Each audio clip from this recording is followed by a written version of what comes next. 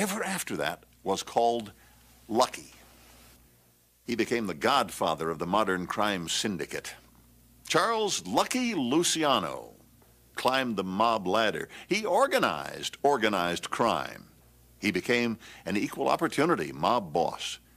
But his creation of a murder-for-hire ring made him one of the deadliest. In the early 1930s, New York was a mob killing field. Out of this bloody chaos, there emerged one cold-hearted, brilliant gangster named Lucky Luciano. I never looked in his eyes, because it was strange, it was haunting, weird. Lucky connived and killed his way to the top. When he got there, he laid the foundation of modern organized crime, and the money poured in. He loved being Charlie Lucky Luciano, the #1 gangster in town. Luciano thrived on his reputation as the biggest racketeer and the most eligible bachelor in Manhattan. Every time he would walk into a room, I'd get like butterflies in my stomach. It was like a sexual attraction. But Lucky paid the price for his notoriety when a crusading gangbuster named Thomas E. Dewey sent him off to prison. Behind bars, Lucky not only kept his position as chairman of the mob, but came to the aid of his beloved United States during World War II, greasing the way for U.S. troops invading his native Sicily. After the war, the gangster who loved America was forced to leave it behind. But Lucky would then prove that the mob, like other big businesses, was not troubled by national borders. Lucky could run a racket anywhere, and did.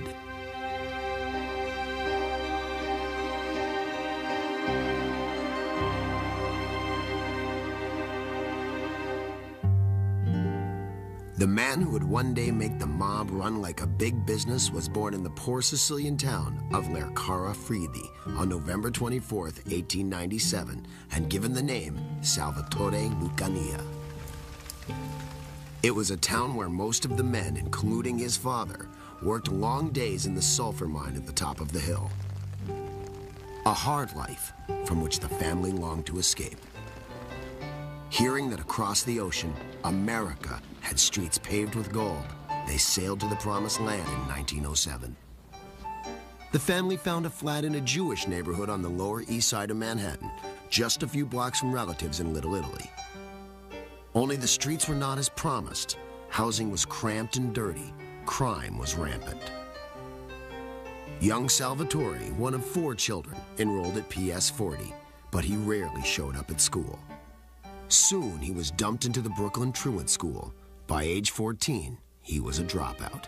His first job, delivery boy for a hat maker, earned him $7 a week. Chump change to many of the young hoods that Charlie encountered on the streets. Their racket, shaking down immigrants who sold food and clothing from pushcarts. Salvatore also saw kids his own age, gambling, fencing stolen goods, and dealing drugs. The streets were soon his classroom of crime. He was an eager and clever student. There was always a suspicion that he used that job of delivering hats when he first started fooling around with the sale of illegal drugs, and that he would put some in the hat boxes as a good hiding place and stroll along. There'd be nothing in his pockets incriminating. When he wanted to make a delivery, just reach into the hat box, make the sale, and continue on his way. He heard the lure of the street at a very early age, at least by the age of 14. He by then had committed to a criminal life. He was out there doing small-time crimes, smoking opium, having a sex life of sorts. New York City police caught up with him for the first time at the age of 18. The charge? Possession of heroin. By then he was using various names, including Charles Lucky Luciano. But for the moment, his luck had run out. He got a year in prison.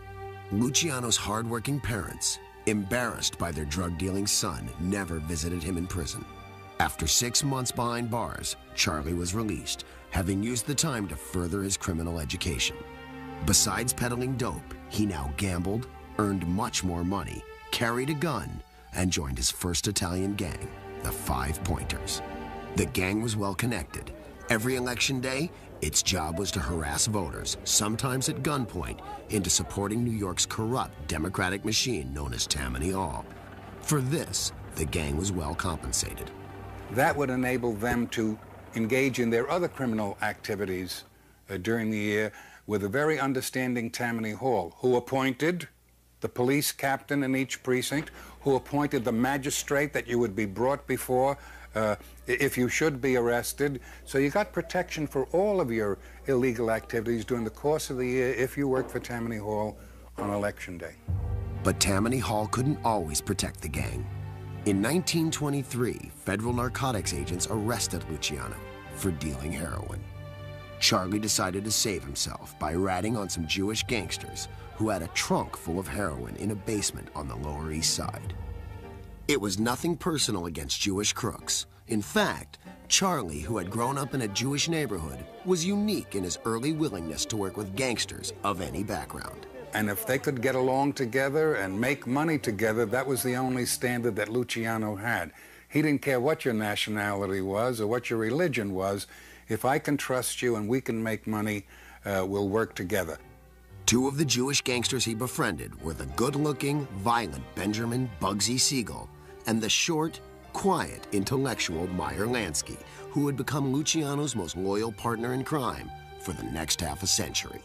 And they got together on the Lower East Side, sometime in their late teens, apparently, and became very close friends. A relationship that was so close that Bugsy Siegel, for example, who knew them both well, said that they were more than brothers, they were almost like lovers. Not to suggest that they had sex, but they had that kind of unspoken, intuitive bond. They could finish each other's sentences, or there would be a pause, and then the other one would say what the other was thinking. It was a very close connection, and it's a key to Luciano's rise, because he always has Lansky whispering in his ear. Another key to the rise of Charles Luciano? Being in the right place, New York, at the right time, the 1920s, the era of prohibition and bootlegging. Charlie and his friends were lucky enough to learn the racket at the feet of a master, Arnold Rothstein, the man reputed to have fixed the 1919 World Series. Arnold Rothstein hired Lansky and Luciano, Ben Siegel, Frank Costello, a lot of other people who became famous names in organized crime later on, all went to work originally for Rothstein. He became a financial backer for some of these young men. Okay, you learn the business, now you go out on your own, and I will give you the financial backing and some political protection. Just like Al Capone out in Chicago, Charlie Luciano would earn his first million as a bootlegger. But unlike Capone, who was happy to consolidate organized crime in one city, Luciano would have a grander and darker vision. A board of directors overseeing rackets around the country, with himself as chairman of the board. Mob warfare has been known to create new crime bosses. Through cunning and violence, ambitious gangsters mold the chaos of war into a peace which they alone control. The rise to power of Lucky Luciano was the classic example. By the late 1920s, young Luciano was entering his 30s and already a big player in the New York mob. He was one of a few Italians who had valuable connections to Jewish gangsters such as Meyer Lansky and Bugsy Siegel. It wasn't long before one of the reigning Sicilian dons, Joe the Boss Masseria, embraced Luciano and made him his right-hand man. Lucky had the perfect qualifications for the job: power, connections, and most importantly, Sicilian ancestry. He was of Sicilian birth, Sicilian on both sides of his family, and you needed that in those days to make anywhere in the mafia. But at the same time, he was more Americanized. He also had much wider contacts than most of the Sicilian gangsters, so he was able to use both these things to rise as a gangster. He also used the bloody turf war that was raging between Joe the Boss Masseria and another old-time Sicilian don, Salvatore Maranzano. First, Maranzano tried to persuade Lucky to switch sides and work for him. When Luciano refused, he paid a stiff price. He was picked up by 4 gangsters, apparently, around 50th Street in New York City. They beat him up terribly. He was bloodied and stabbed and kicked around and left for dead. Luciano's survival was a stroke of luck, reaffirming the nickname he'd used for years.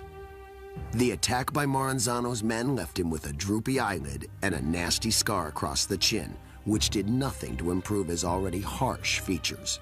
He was pockmarked anyway from smallpox when he was a child. So you looked at him for the first time and it was a nightmare of a face, I can tell you. The attack left another deep and lasting impression on Luciano, that the gang war between the two aging Sicilians was pointless and bad for business. And it was his mission to resolve it on his terms. Step 1. He took his boss to lunch at a very nice Italian restaurant in Coney Island. At a certain point, Luciano excuses himself and goes to the men's room, and just at that point, remarkably enough, in come the assassins and kill Joe the Boss. So Luciano has shifted his allegiance to Joe the Boss's great rival, Salvatore Maranzano. Predictably, Maranzano embraced Lucky and made him his right-hand man. But Luciano had no patience for his new boss with his old world traditions. The old school of Sicilian mafia bosses was very formal and had strict codes of behavior and strict forms of even social forms of address and initiation into the mafia. Luciano wasn't interested in any of that stuff. Bucks is what we're after. So step 2, kill the new boss. Lucky hired his Jewish friends, including Bugsy Siegel, to be the hitmen. They cornered Maranzano in his office near Grand Central Station.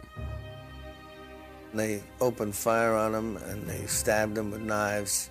They just made mincemeat out of him, just blew him away. Having killed the 2 leading dons in New York, Luciano was now unquestionably the most dominant single gangster in the biggest mob city in America. So Lucky set about Americanizing the mafia. He gathered around him the heads of the major crime families in New York City, Chicago, and Buffalo, and made them into a board of directors. He called it the Commission. To avoid turf battles and maximize profits, they divvied up the rackets. With the end of Prohibition in 1933, the big rackets were gambling, prostitution, narcotics, and extortion. They also created their own group of contract killers, known in the press as Murder Incorporated. The chairman of this commission was Luciano himself. Lucky's organizing paid off. Gangsters started killing each other far less often and making much more money. Organized crime families were pulling in as much money as the 10 largest industrial corporations in the United States put together. Luciano's success as chairman of the mob was due to a basic leadership skill. He knew how to listen and get others to listen to him. When Lucky told a story, when Lucky said anything at all, everybody listened. Yeah, Lucky, yeah. Lucky laughed, everybody laughed. It was just wonderful to watch this. But when he got mad, it's like a knife right at you. Off the job, Lucky, the confirmed bachelor, enjoyed life as any social climbing multimillionaire would in the midst of the Great Depression. He lived a very glamorous life, the best nightclubs, the Stork Club, the 21 restaurant, the races. He got around to all the right places, always with a big wad of cash. He prided himself on the elegance of his clothes. He always had a great, huge white handkerchief just exploding out of his pocket. In the early 1930s, former President Herbert Hoover kept a New York apartment in the Waldorf Towers. General Douglas MacArthur had an apartment in the Waldorf Towers. And Lucky Luciano moved into the Waldorf Towers. That impressed a great many people. Especially women. Lots of them. What Luciano lacked in the looks department, he made up for in charm and the eternal twin aphrodisiacs, money and power. I used to get a funny feeling whenever Lucky would walk in a room, and when I was real young, I never could understand that. I didn't realize that's how dopey I was. I didn't realize that it was like a sexual attraction. He has parties, there are lots of women around, but never any serious relationship. I think it says something about his ultimate selfishness and self-involvement. What he was interested in was his career as the biggest gangster in town, and he didn't want any distractions. He wanted women for momentary amusement, but for nothing more than that. Luciano was a regular on the Manhattan social scene. The upper crust didn't mind that during business hours, Lucky was a cold-blooded killer, extorting millions. A lot of white Anglo-Saxon Protestant blue buds used to love to go downtown and see a real live gangster and probably fawn, and I wouldn't have been surprised if they had asked for his autograph. That's the kind of figure he had become. the newspaper people. You got to remember that New York City had 9 newspapers in that era. All the newsmen knew him, and it was a wave and a hello and hiya, Lucky, and so on. It was very dangerous. Polanski always said, they'll nail you for this. This is inviting trouble that you don't need. But he loved being Charlie Lucky Luciano, the #1 gangster in town. And he liked to be seen and celebrated. He was always beautifully dressed, expensive cars and jewelry, expensive women, expensive places. He liked that high life and didn't want any intrusion on it. But in 1935, one man would intrude on it and take away all the luxuries to which Lucky Luciano had become accustomed. His name? Thomas E. Dewey. Just as Lucky Luciano's rise to power was a classic tale of mob intrigue, his demise was one of the most celebrated examples of the crusade against organized crime. The Crusader was someone with just as much ambition and cunning as Luciano himself. Thomas E. Dewey, appointed in 1935 as special prosecutor in Manhattan. Dewey established his anti-mob headquarters on the 14th floor of the Woolworth Building. His newsreels addressed the public's growing disenchantment with mob corruption. The real problem is to remove the influence of the racketeer from politics. Local authorities in New York and in almost every great city in the country hold office by grace of politicians who are in partnership with criminals. He was honest, he was forthright, time meant nothing to him, and his word meant everything to him. He could be trusted, and he was trusted. One of Dewey's first targets, a powerful Jewish racketeer in the Bronx, and a founding member of Luciano's commission named Dutch Schultz. The word on the street was that Schultz was planning to kill Dewey. But mob boss Lucky Luciano and the rest of the commission members knew that killing Dewey would only bring more heat on the underworld. So in October 1935, Lucky did the prudent thing. He ordered the killing of Dutch Schultz, seen here examining his bullet wounds moments before he died. After the murder of Schultz, prosecutor Dewey did not let up. Instead, he turned his fierce gang-busting crusade against the top racketeer in America, Lucky Luciano.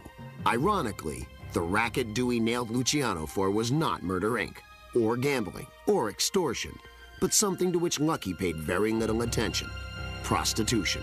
One of Luciano's associates, a gangster named Little Davy Batillo, ran the prostitution racket.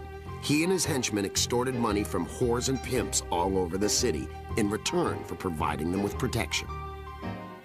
And so to get the prostitution people to do what he wanted them to do, Batillo would say, well, Lucky's in on this too. Now, the way things operate in their real world, if Charlie Luciano has given you the authority to operate what is now becoming a very, very lucrative business, you'd be very foolish to say, well, good, and all the money and the profit belongs to me. You'd be crazy to do that.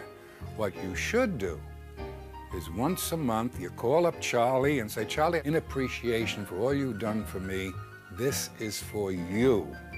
And when Charlie accepts that envelope full of cash, he is obtaining the fruits of prostitution. Dewey and his team found chambermaids at the Waldorf Astoria who were willing to testify that they had seen Davy Batillo's gangsters showing up regularly to visit Luciano in his suite. With that evidence from the Waldorf, as well as the testimony of prostitutes who'd been shaken down, Dewey had his case. By March 1936, New York was ready to put Luciano on trial. Lucky was not exactly waiting around for the cops to show up with handcuffs.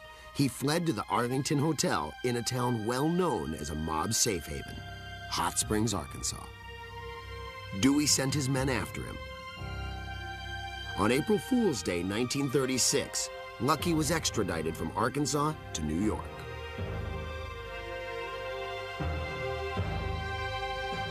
When he stood trial in June 1936, it took the jury less than 24 hours to find him guilty of overseeing a prostitution racket. His sentence, 30 to 50 years. It was a bombshell. It had tremendous impact politically, socially, and economically on organized crime and on the people of the city of New York. If Lucky Luciano, the most powerful racketeer of them all, could be sent off to prison and labeled the king of the pimps, then maybe the mob was not invincible after all. Luciano's partners in crime got that message loud and clear. Meyer Lansky skipped town, relocating to Florida and Havana, where he could oversee the mob's gambling interests.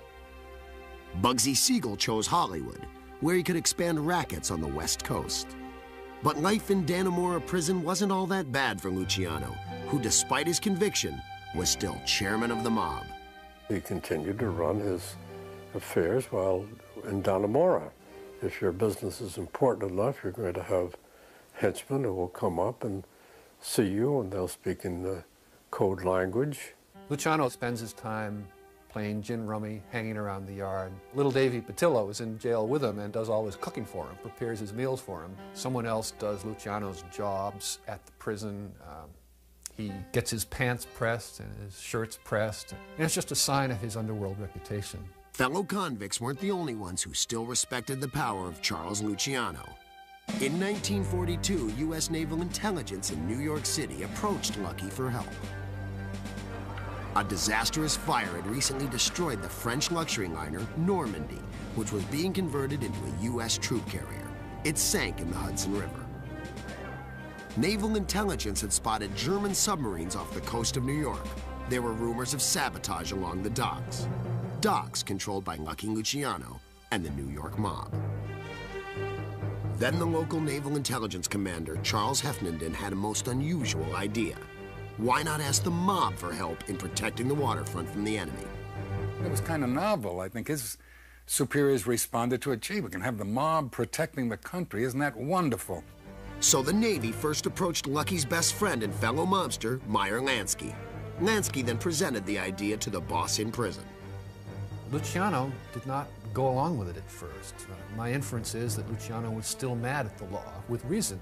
Lansky talked him into it, said it would be a good thing for the mob to be seen in this patriotic role. And so Luciano gave his permission. Lucky was moved from the desolation of Dannemora to a place where the chairman of the mob would be much more comfortable. A minimum security prison a few hours from the city, Great Meadow. Your classic country club type prison. And there he could talk to his underbosses and all his men freely. It would seem that Lucky kept his word to the Navy. The docks were free of sabotage for the rest of the war. But Lucky Luciano was not done serving his country. As American and British troops were invading Sicily in July 1943, Allied intelligence had an ace in the hole named Luciano. All the mafia bosses had been alerted by Lucky Luciano that they should be friendly to the Allied forces, to the British and Americans, and should help to facilitate the landings in every way possible, which they apparently did. The invasion was not only a success for the Allies, but a boon for the local mafia bosses who had followed the instructions sent by Lucky Luciano from prison in New York.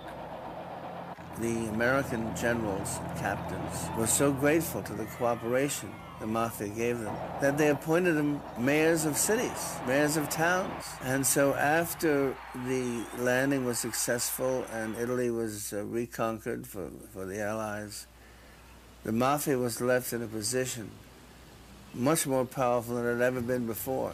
When the war ended, Luciano appealed for leniency.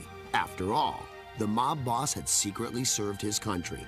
The government agreed to his release. And strangely enough, the same gentleman who prosecuted him, Thomas Dewey, is now the governor of the state of New York, who would have to sign the papers to release him from jail. But Lucky would not be allowed to stay in his beloved America. He was deported back to Italy. Under the terms of his release, he would be placed under the surveillance of the Italian police and never allowed to return to the U.S.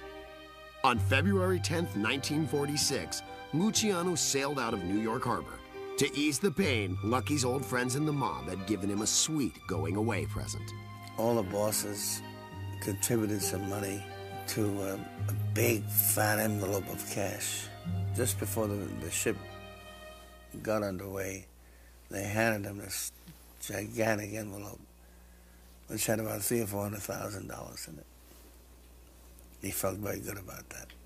Officially, Luciano was forbidden to leave Italy, but 10 years in prison had not dulled his sense of cunning.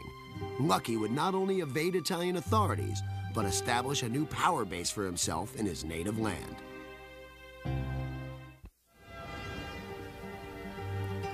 In late February 1946, after spending 10 years in prison, the deported king of the underworld, Lucky Luciano, arrived in Naples by boat and set foot on Italian soil for the first time since childhood.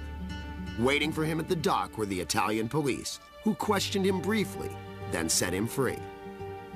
Even if it meant defying the terms of his deportation, which forbade him to leave Italy, Luciano was determined to rejoin his fellow gangsters and to resume the only career he knew, that of a racketeer. After only 8 months, Lucky fled to Cuba, a mafia paradise. It was a totally corrupt society run by a dictator who was taking money and bribes from American gangsters to run the casinos there. So it was seen as an open town, Havana, for the mob, so Luciano probably thought he'd be safe there. Safe enough to call a summit meeting in April 1947 of all his mob associates, both from New York and around the country. It was a huge gathering, including, among others, Meyer Lansky, Albert Anastasia, Carlo Gambino, and Frank Costello. Among the crowd of celebrated gangsters was a real-life celebrity named Frank Sinatra. The excuse for the meeting was to celebrate Frank Sinatra and listen to his songs, but he was just a front. And during that meeting, they laid down a law on such things as the heroin route from Sicily to Cuba, then from Cuba to the mainland of the United States. And Luciano was the chairman of the board at that meeting. Other issues on Lucky's agenda? The division of profits from Cuban casinos and what to do about his childhood friend, Bugsy Siegel. Bugsy had been careless with mob money and had lost millions of dollars building the Flamingo Hotel and Casino in Las Vegas. There was a great deal of disappointment in how Ben Siegel had operated that business out there. He had been warned again, and he's not responding. We have to do something. Lucky made a ruthless decision. It was time to teach Bugsy the ultimate lesson in mob business, that money is more important than friendship. They sort of held a kangaroo court there and decided what are they going to do about Bugsy. And Lucky said, you got to kill him. That sealed Bugsy Siegel's fate. On the evening of June 20th, 1947, in the Beverly Hills mansion of Bugsy's girlfriend, Virginia Hill, Bugsy was brutally murdered. After the summit meeting, Lucky wanted to stay put in Cuba and run the international heroin racket from there. He got along just fine with the corrupt government, including the dictator Batista. But a certain nosy agent from the U.S. Bureau of Narcotics named Harry Anslinger got in Lucky's way and pressured the Cubans to kick the gangster out.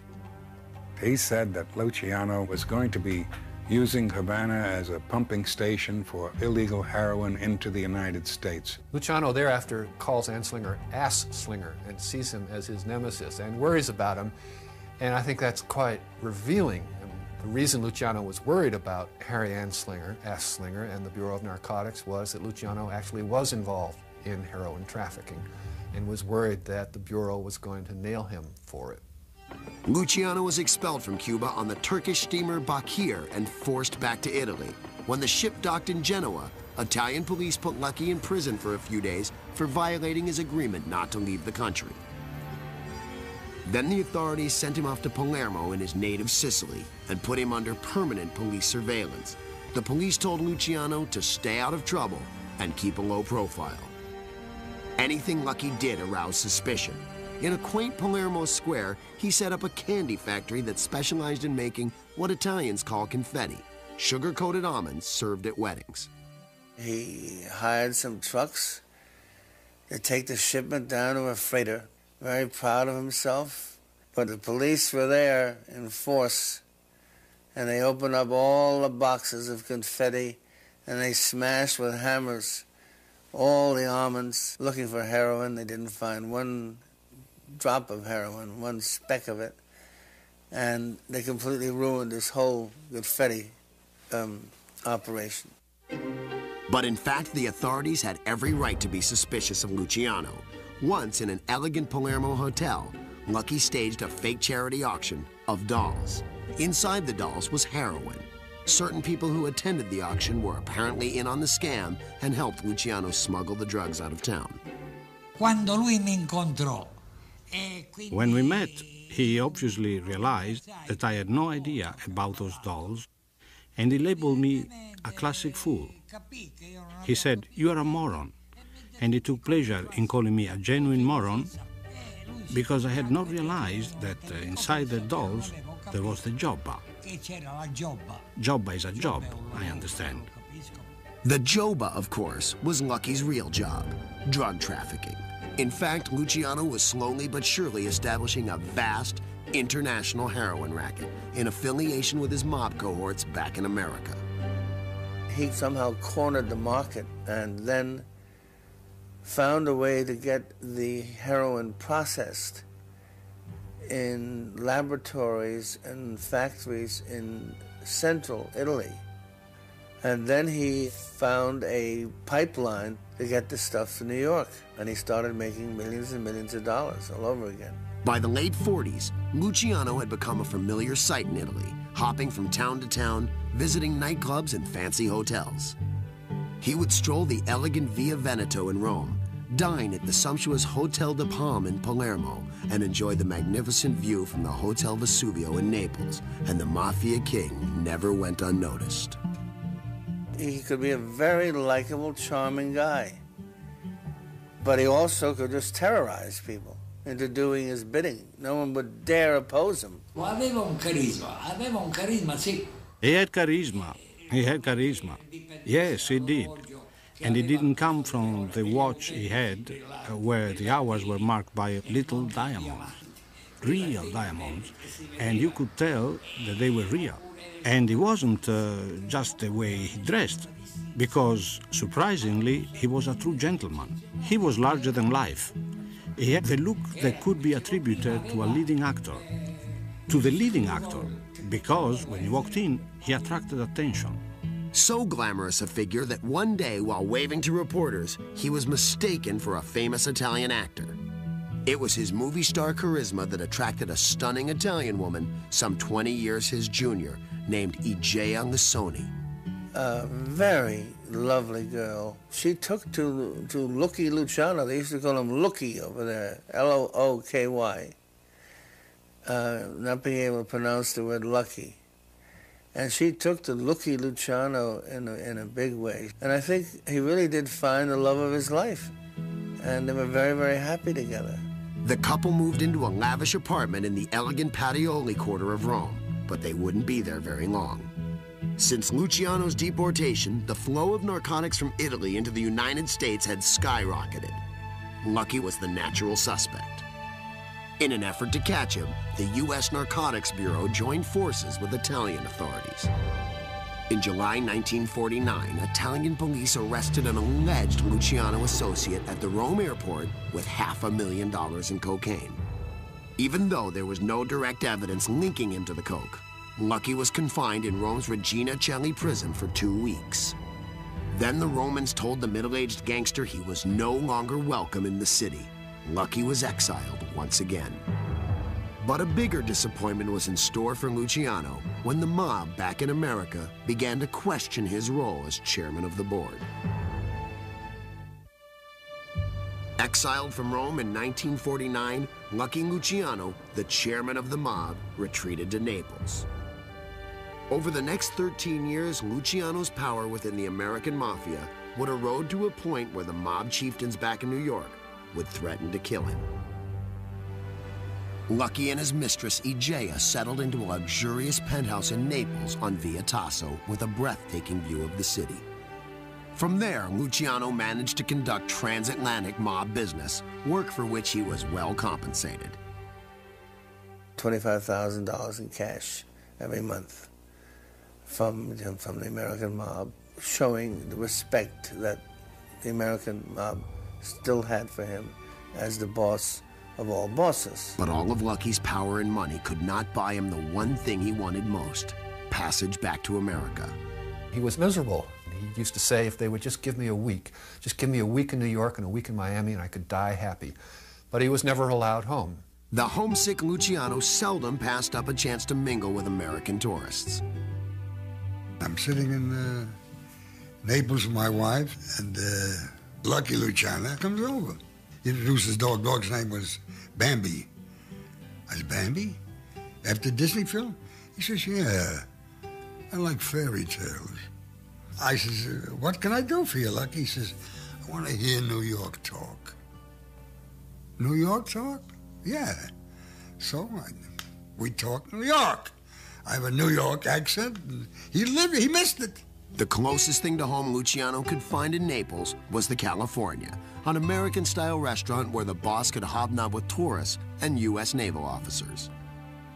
You'd go in there in the early evening, and there was this mobster autographing the menus of the restaurant. The greatest trophy that a sailor could bring back from a trip to the Mediterranean was a menu of the California autographed by Lucky Luciano. The former head of Murder, Inc. had mellowed with age. In time, he developed a reputation for generosity, offering to help Neapolitans in need. In the morning, when I used to come here, I would see 7, 8 people waiting for Lucky Luciano outside the restaurant. And these people would say to him, Mr. Lucky, Mr. Luciano, my husband is unemployed. To some, Mr. Luciano gave 30,000 liras, to some 20,000. In some cases, he would pay for a doctor to visit sick people at home. It's incredible how much good this man did. Luciano took on the appearance of a legitimate businessman. A few yards from the Naples landmark Castel dell'Ovo, he opened a hospital supply store. It would help him to distract authorities and camouflage the income he received from his dope operation and his American associates. The mafia lord lived a very comfortable life. Whenever he could, he would go out to the racetrack, the Agnano racetrack. He used to place big bets on safe horses. Then he would go out to the islands in the bay, Capri and Ischia. At night, Lucky could be seen with his mistress at the magnificent Teatro San Carlo or at the restaurant Z Teresa on the Santa Lucia waterfront. But Luciano's dolce vita didn't last long. In 1958, Igea, his girlfriend of 9 years and the love of his life, died of cancer. It was a devastating loss. After her death, he didn't want to talk about her anymore, because he suffered when he talked about her. The only woman he loved in his life was Igea, in the real sense of love and affection. After Igea's death, Lucky's life started to unravel. His relationship with the American mob grew strained. The other bosses felt he was grabbing more than his share of the profits from the heroin business. The checks he received from the U.S. syndicate got smaller and smaller. Then in 1959, Lucky and the mob had a rude awakening when Fidel Castro took over from Batista in Cuba. Castro closed the casinos and shut down the heroin pipeline. The mob lost millions. So the aging Luciano, looking for a new scheme, hatched the idea of making a movie about his life with a producer from Spain. The boss was assured that Dean Martin was going to play the lead role since he and Dean had a friend in common, Frank Sinatra. And then he said, well, maybe I better check it out with the boys back in New York. And so he told them about this idea, and they held a meeting and they say, no, if you make this film, it will make things so terrible for all of us. It would be virtual history of organized crime in America with you as the big shot, that it could conceivably bring the law down on us so heavily. So they told Lucky that if he went ahead and made the film, he would be killed. Lucky retaliated by threatening to cut off his American associates from their supply of heroin, and he did not give up on his plans to make the film. It was more than the mafia in New York could tolerate. They took out a contract on his life. Tipped off that he was in danger, Lucky secluded himself in his penthouse on Via Tasso. His health was deteriorating. His chest pains returned and his blood pressure rose. In 1961, Luciano was hospitalized with a heart ailment. On the morning of January 26, 1962, Lucky stopped in at the California to place an order for lunch. It was around 11 o'clock when he came in and asked for salt cod Sicilian style. And the maitre d' said, okay. He said, I'll be back at 1:30. I'm just going to Capodichino Airport to pick up someone. And he went up to the airport in Naples to welcome the producer who was flying in to discuss the film project. And then, after he had welcomed him and they went to the parking lot to the car, he was suddenly stricken by a terrible heart attack. Charles Lucky Luciano died instantly. He was 64.